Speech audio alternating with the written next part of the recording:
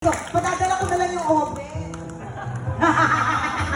Ayan. Sige, hindi magastos yan. Tipid-tipid niya. Ay, tipid si Neil. Yeah! Kasi nung pumunta siya ng Bohol, Panglao, at nalaman niya ng free ang diving. And free diving siya.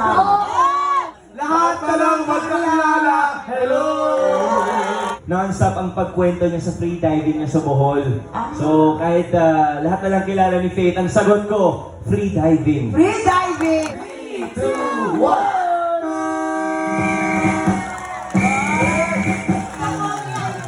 Miss na natin ang isa't isa. Di ba sabi mo? Mag-guest na dito. Bibilangin namin. Ako bibilangin namin yung 7 sampal na sabi mo, ha?